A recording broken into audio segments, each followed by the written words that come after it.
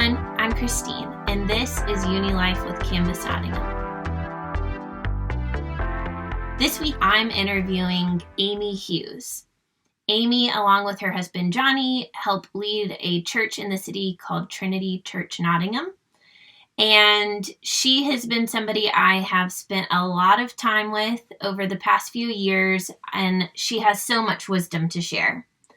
Today on the episode, we're going to be talking about the heavy and also very relatable topic of shame. I heard Amy speak about shame a couple years ago, and it really impacted my life in a lot of good ways, and I hope that today's conversation does the same for you.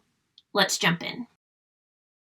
So this morning, I'm so excited for all of you guys to hear from one of my closest friends and favorite people. This morning or today, you're going to be hearing from Amy Hughes. We're going to be talking about the topic of shame. And when I first heard her share about this, it really impacted my life, both in an encouraging way and in a challenging way. And so I'm so excited for you guys to all get to hear her share a bit about her journey and experience of shame and just like the work that God has done in her life. And so thanks so much for taking time out of your day today to be with us, Amy, and share. Oh, yeah, amazing. Thanks for having me. It's always fun to have a little chit chat with you. All right. So I think obviously shame is kind of like a heavy topic. I think it's something that a lot of people experience, but it's not really talked about much because it's not really fun to discuss, or it's not really a conversation starter that a lot of people choose to bring up in a social setting. And so just for starters, like what exactly, when we're talking about shame, like what is shame? Yeah. Well, this is a great definition, and then I'll unpack it. But this is, so shame is an unpleasant, sort of self-conscious emotion, and it says here, typically associated with a negative evaluation of yourself. Basically, you might withdraw motivation, feelings of distress or mistrust or exposure. I also have got another quote that I found really helpful when talking about shame. This is a book, Shame and Grace, brilliant book. And it says, what then is shame? What does it feel like? And how do we know when we have it? Shame is a very heavy feeling. It's a feeling that we do not measure up, or maybe never will measure up to the sorts of persons we feel we're meant to be. The feeling, when we are conscious of it, gives us a vague sort of disgust with ourselves, which in turn feels like a hunk of lead on our hearts. And so I think really in simple language, shame, shows up and it manifests in loads of different ways, which we'll probably go into. But it's the sense of, when you have that feeling of, oh, I can't believe I did that, or oh, you're such an idiot, or oh, what's that person going to think? And it sort of even makes your body kind of shrink. You want to hide, you want to run away. It's like, someone cover me up. We've all had those feelings, haven't we? Mm-hmm. And they come in all sorts of different ways and in all sorts of different times. But there's just that is shame. We are experiencing shame in those moments. Does that help as a definition in that sense? Yeah, definitely. I think it puts some context around a word that is commonly used, but may be hard to initially assess or identify an experience of that. Yeah. What has been your personal journey around this topic? Yeah. I've been on a really, it's been an incredible journey actually for me in this area. So I grew up, I grew up going to church, but I never really owned my faith myself, and actually went to university. And I'm sure a lot of shame was already there, but when I got to university, it began to really manifest itself. And at my time at university, which I'm sure, I don't know whether any of you can relate, I just started to, it's like my eyes were open in a new way, in some ways, to myself, I had control over my life. I had control over what I ate for dinner, because my mum would have fed me, all of the time up to when I was 18. And suddenly I got to choose. I got to choose what I did with my time. I got to choose when I did my work. And it actually became too much for me, sort of having to take responsibility. And I think that sense of I'm not capable of doing this, that shame of and again, it's all unconscious, isn't it? But for me, it manifested in just became very obsessive about myself. So I had a really unhealthy relationship with food, and not thinking that I was pretty enough or skinny enough or clever enough, and so it sort of manifested in this striving, and around the beauty stuff. I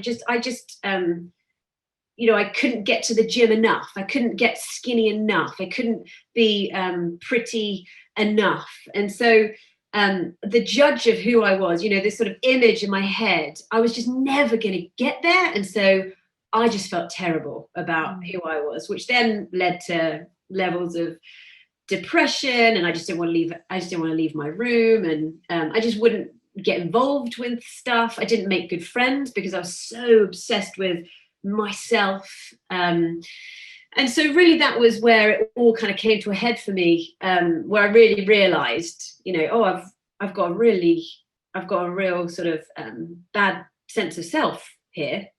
And for me personally, I know this isn't, for everyone's story, but for me, I had an encounter with God. I began a journey of trying to figure out whether I believed in God myself. And it just firstly began with asking a lot of questions that I probably felt like I should have known growing up in the church, but just didn't know.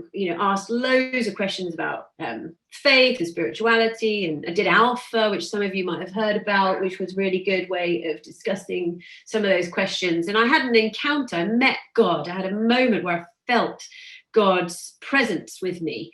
And really from that moment on, where I just knew in my Noah, that God was real. And in that moment, my eyes were opened to a different, a sort of a different judge of who I am. Does that make sense? So yeah. I was so occupied with, I was the one that said I wasn't this, or I wasn't good enough, or I wasn't pretty enough, or I wasn't, or you're an idiot, or whatever it is. Mm-hmm. And suddenly I met this God who had a completely different say about who I was. And that just shifted my perspective. It took my eyes off myself. And my journey has really been trusting and acknowledging who God says I am, and again, that's been, a lot of heart stuff, but a lot of, choosing, I'm not going to enter into this, or, we can go into that maybe a bit later, but yeah, for me, it's been a sort of about peeling back some of the shame and the defenses that I put up to protect myself, and actually have become more comfortable with the imperfect person that I am, because God says it's actually pretty good because I made it and you're mine and I created you and I say yes over your life, and so it's actually just receive it. It's a transition that happened for me, And it's an ongoing journey. Yeah, I definitely resonate with that. For people who are listening, obviously for you, your journey around shame was intersected with your relationship with God, and like that's what transformed it. What about for somebody who would identify as like a non-Christian who's listening, who, I think shame is something that basically everyone at some point in their life experiences. And so like, what would you say to somebody who's listening who may not identify with the faith sides of things, but be at the place where, as you're starting to unpack what shame is, resonate with that? Yeah, I think so much of it is I mean, for me, it's just a lot around our bad self-talk. And I think we can have a choice in how we speak over ourselves. And I think it's about finding someone, finding those friends or that can begin to speak life into you. It's like, this is what I see. This is who I think that you are. And I really think that social media, and I know that it's great and in some ways, but it can be so damaging, because I think with social media, what it does is it shows us what we're not constantly. You're not pretty enough, or you haven't got this thing, or you're not quite, you're not invited to that thing that those people are having fun at. Whatever it is, it breeds this kind of, oh, but you're not good enough, or you're not that. And it's basically reinforcing the shame that we already feel. And so I think the challenge would be to someone who resonates with this is to actually find different voices, different voices in your life that will speak life into you, who you are, what I see what you're good at, as a first start, for sure. Because I think the thing we can control is what's going in, what we're feeding off, what we're watching, what we're listening to, all of that. And then it will begin to build up our sense of worth and self in that sense. Definitely. I can, as you're talking about that, I just think about the people, who are in my life and, that I choose to spend time with. And the reason I choose to spend time with them is not because of what they don't have, but it's because of what they do have, what the great qualities they do possess. And what attracts me to them. And so I think that is a great perspective to think about it, kind of the role reversal. Think about, the way that we see other people and are drawn to them, and allow other people to speak that from their perspective into our lives. Yeah, absolutely. I mean, that's been a game changer for me. I just used to make really bad friendships, or I would be on this sort of, I guess even a sort of a bit of a treadmill of wanting to please, and wanting to make people who wouldn't be that kind like me, and actually realized, let's just make great friends with people who are going to want me to become better, or want me to become more the person I was made to be, or want to, cheer me on. And I think more and more we just love, just see people loving tearing people down. And I really encourage you to take a really good look at who you're choosing to spend time with, if you want to sort of begin to step out of some of this stuff, for sure. Mm-hmm. What do you think shame is rooted in, or where do you think it comes from? Yeah.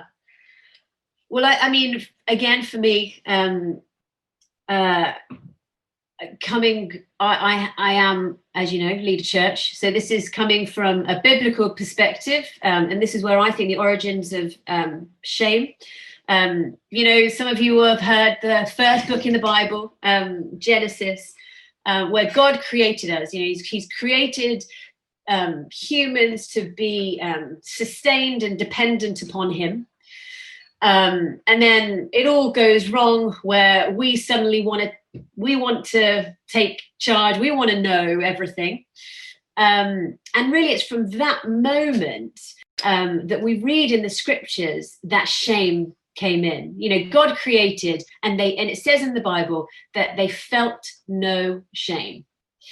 And then we want to be the judge. We want to know, we want to know all things. We don't want to just be dependent upon what he says about us. But actually we want to know, and we want to be in charge. And then it says again in the Bible that we then, as soon as that moment happens, the Adam and Eve, the first humans, made coverings for themselves. And we read in the Bible, throughout the Bible, that covering, is associated with shame. It's I now know my eyes are opened. Again, in the Bible, their eyes have been opened. They're aware of things that they weren't supposed to be aware of. They become the judge of what's, good and evil, what's beauty and what's ugly, what's, all of that. We weren't supposed to be the judge of that. We were to trust what God said about that. And we begin to hide because we can see that we don't match up to what we think we're in charge of, or we're, you know what I mean? Mm-hmm. And so I think, I think the origins are in that, are there, that, we're not supposed to be the judge. Yeah, definitely. And so you kind of started to touch on this, but what are some ways that, how do people react when they're experiencing shame, or what are some of the effects of that in people's lives? Yeah, I think I said this maybe in one of the messages that I gave that you were saying earlier. But I read this really helpful psychologist, and she's a Christian psychologist, but she's, brilliant, really well studied. She's got a really funny name. Her name is Karen Horney. Which did make me giggle, but there you go. Great name. Yeah. And she says that when we experience shame, there's 3 movements. And this really resonated with me, and it certainly speaks to my experience. But the first movement is that when we experience shame, we move away. And we've spoken about that a bit. We move away, we hide. Those feelings. Maybe after a bad night out, you might wake up in the morning and be like, you have the memories of last night, and you're like, I just want to escape. I just want to hide. I want to stay under this duvet all day. That's shame, that's shame. That's this hatred of facing yourself that day. And so, one movement is that we hide. And it's actually some really great questions that she's provoked around this hiding. Some of the questions that, just might help you relate. Do you lie about who you are and what you've done? That's a way that we hide. Do we put on a brave face when we're actually, feeling pretty rubbish, but we're like, hey, everything's great, I'm fine, everything's great. You're hiding what you're really feeling. That's a sense of shame. Are there secrets in your life that no one knows about?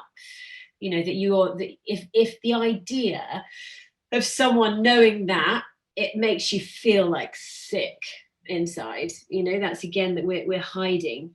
And do you move away from relationships that get hard? That got a bit tough, I'm now going to hide and run away from that relationship. So maybe even some of that might relate to you. The second movement that she talks about is we move towards, and again, we've touched on this, and this is certainly one of the ways it manifests in me. But we move towards others in our shame, that we're desperate for people's approval. We have an acute desire to please others, and the idea of being disapproved of or being rejected in that sense is just like the worst feeling ever, because it sort of exacerbates this shame that you already feel about yourself. So you sort of move towards others. And again, she's given some great questions around this. Do you work yourself into the ground for praise? Do you work really hard to please others for praise of feeding that self-worth? Are you a perfectionist? Do you hold back what you actually really want to do? You can't. It's like, should we all go to this place today, and you really don't want to, but you have no power to say, oh, actually I'd prefer to do this. You're sort of moving towards wanting everyone to like you, sort of squashing any sense of who you are, for the sake of others. And we look to others to justify our existence. If I cling to you, it will be okay. My safety is found in you. The third one that she talks about is that we move against. And again, you see this as well, and often we wouldn't necessarily think this is shame, but it is, again, a manifestation of shame, just in a different way, that we feel so terrible about ourselves that we actually blame. It's like, but it's their fault. I'm not taking any responsibility for that. It's you. It's like this defense that is up around us. It's their fault. We might become really critical because actually we just fear failing. There are so many times where I would, where you sit on the sort of sidelines of something and you're like, oh, they can't, they're not very good at that, or I could have done that, when actually really deep inside you're feeling shame that I just don't have, I'm going to fail at that, or I don't want to risk at that. It's easier to sort of criticize others and sit on the sidelines instead of taking that risk, to risk that failure, or to risk facing some of that shame within us. So yeah, that's some of the stuff that, really helped me when I sort of put this into practice. Yeah, I think asking those questions just provide a really clear path to self-assessment. And sometimes I think like realizing something about ourselves is that first step to growing in that area or experiencing freedom in that area. And so I am so thankful that, you were able to share some of those, and hopefully people who are listening are able to just rewind and go back to them and ask themselves those questions. I know that when you first read through them 2 years ago, I was like, oh my gosh, like even in the moment, like there were certain ones that were like, oh, that's definitely me. I definitely experienced shame in that area. And I think, like you said, it's to help identify as opposed to making us feel more rubbish. They're really helpful tools to identify, oh, I'm not free in this area. There's more freedom. There's more life for me to have.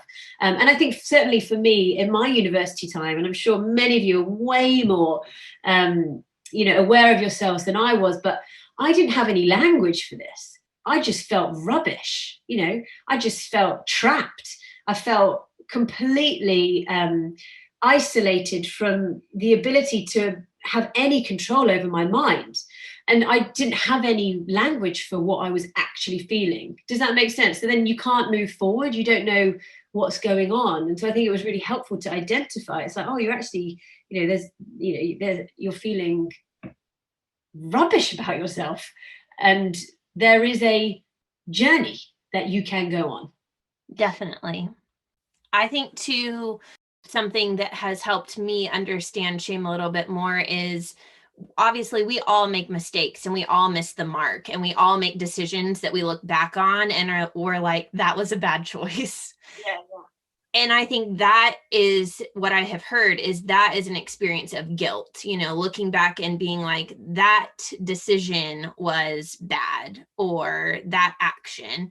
And shame tells us that, like, because of that bad action, I am bad. Like, the act that has been done then has authority to speak over who I am as an individual.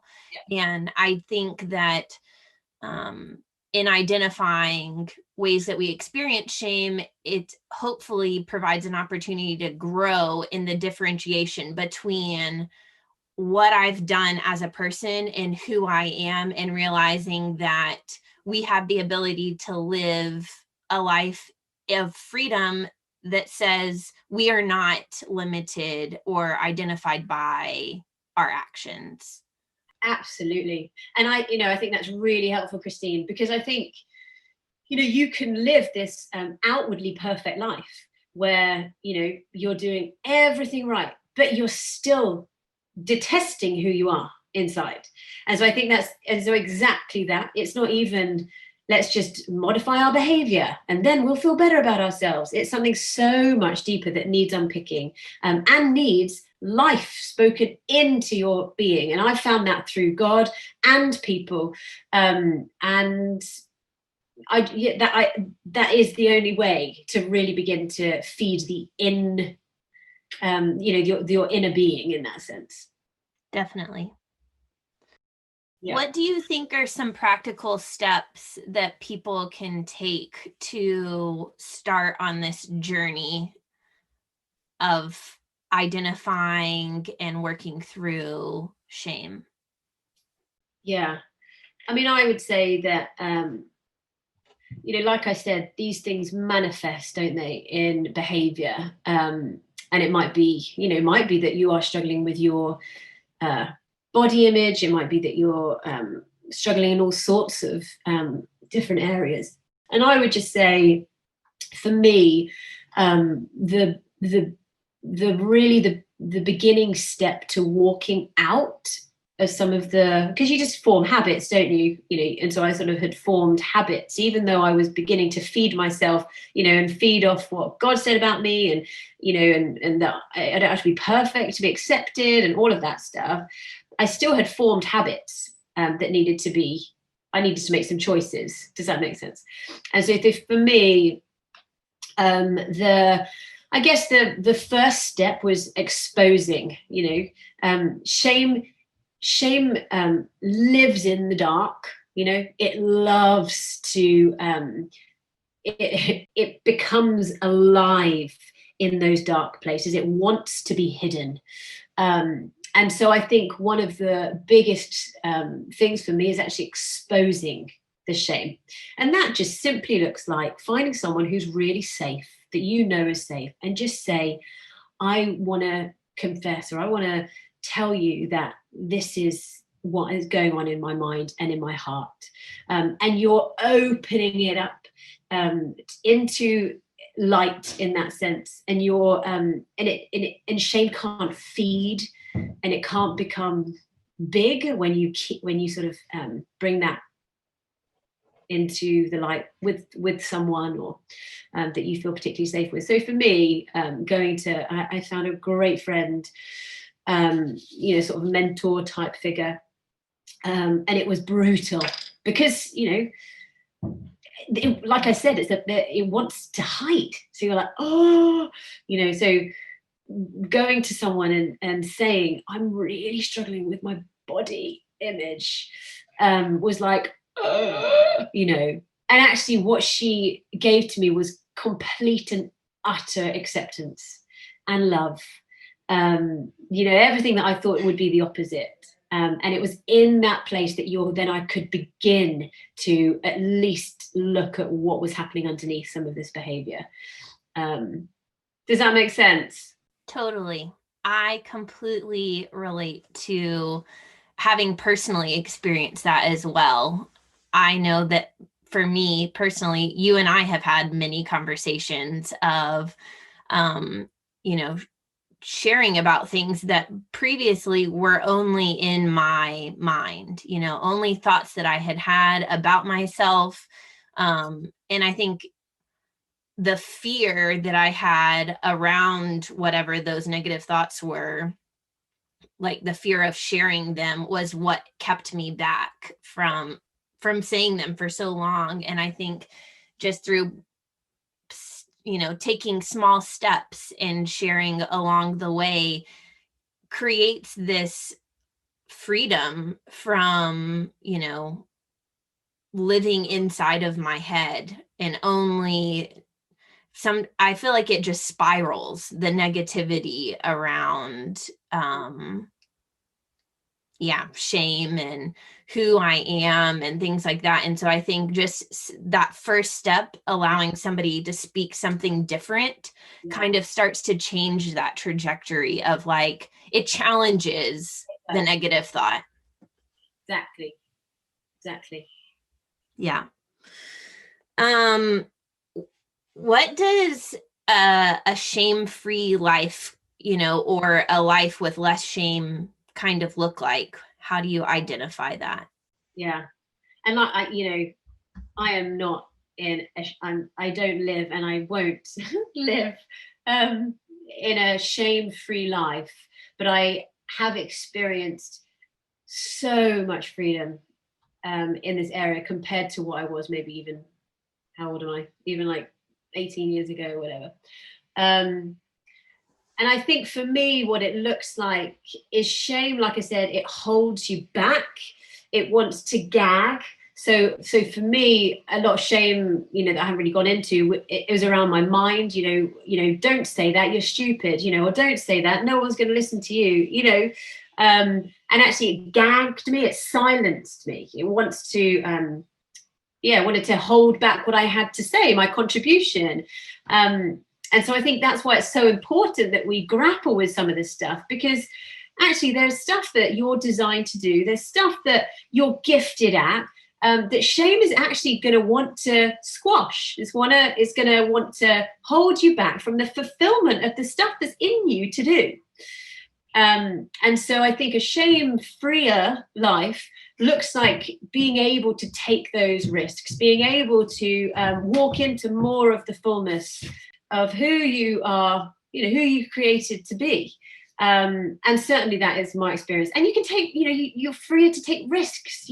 I'm not so afraid that I might fail, or I'm not afraid that it's imperfect, or and I think the key thing for me has been, it's taken my eyes off of myself. And I think that I think shame wants us to look in. And I think what I've actually found in a healthy sense is I've become much more sort of self-forgetful in a good way, because I'm not constantly thinking what this interaction is going to mean for me, or what people are going to think of what I look like, or what I'm actually way more interested in what that present interaction is, or how I can come alongside someone else, or do you know what I mean? I think that's what I found. There's a healthy sense of sort of getting over myself because I'm accepted as I am. Does that make sense? Definitely. I think it provides an opportunity to be more present when you feel like you can embrace your authentic self, and every step that you're taking is not trying to climb some ladder or achieve something, but there's a rest, I think, that comes in those moments of, this is who I am. Yeah. And I'm going to do my very best with the life that I have to live. And I'm not going to be able to control everything else. And I think getting to walk that kind of life is so much more enjoyable than the life of like hustling, to achieve something that, like you said at the beginning, is unattainable. Achieving these bars or goals that shame set for us are unattainable. Yeah. And so I think just like stepping off that kind of hamster wheel mentality and letting go of that achievement really provides a new way of living life. Yeah, absolutely. There's a huge amount of peace that comes in that sense, for sure. For somebody who's listened and identifies with this experience of shame and also hasn't really explored faith or but is open to that, what would you say to that person? Yeah, I mean, it's really simply my story. God has completely changed my life. Really, truly.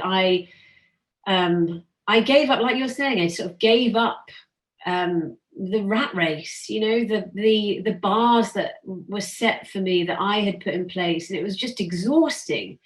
And I sort of just gave up and gave over and say, God, if you're real, make yourself known to me. And in that moment for me, God really made himself known to me. So I guess, my challenge to you, or, the invitation is, why don't you just ask God, God, if you're real, make yourself known to me.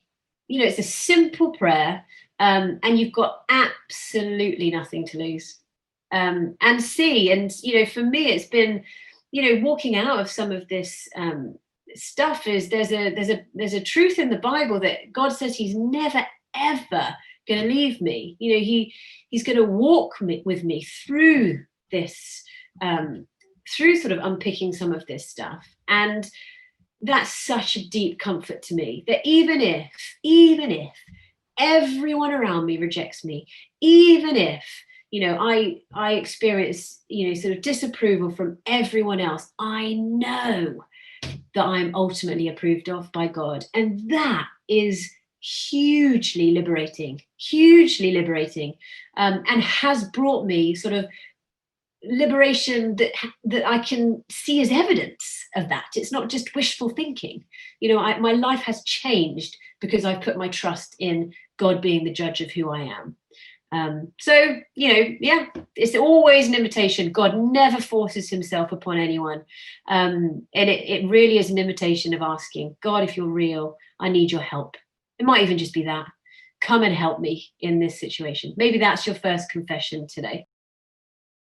Yep, I think that's great. I have so enjoyed our time together. And at the end of each of our episodes, we ask our guest 5 rapid fire questions. So I'm going to ask them to you if you're ready. As long as they're not maths or times tables. No, they're definitely not. Just a little few fun questions so people can get to know you a bit more. So the first one is to finish this sentence, community is a group of people that you feel able to be completely yourself with. Yes. A place of sharing. Yes, I agree. What is your favorite takeaway? Probably I love Thai food, but I'm getting quite into the Turkish food as well. That sounds delicious. Love the picky food. Same. What is something that you're binging right now? It could be a book or a TV show or a podcast, like something that you're really enjoying at the moment. I've got 4 children, and if I could binge on anything, it would be sleep. Yes. So sadly, I can't say I'm binging on anything because I just don't have the time to binge. But I am. Jonny and I watched The Social Dilemma actually, last night. Really? How was it? Have you seen it? I haven't. I would encourage you guys to watch The Social Dilemma. Okay. It's all about social media. It's very, very interesting on Netflix. I'm going to check it out. Yeah, do. What's something that you have been grateful for in the midst of this year, this COVID experience we've all had? I'm so grateful for my husband and my kiddos, because when everything's been taken away, you're just left, aren't you? With whoever you're in the home with. And I'm very grateful for them. They're amazing. They are amazing. I agree. All right. Last but not least is a would you rather question. Would you rather spend a day visiting the time period 100 years ago, or spend a day 100 years in the future? Oh, my days. Probably in the future. I agree. Would you say that? I think so. I'm just curious. Yeah, me too. I'm so curious. Mm-hmm. It would be like an adventure, and right now I feel like I could totally go for an adventurous day. Yeah, it would help.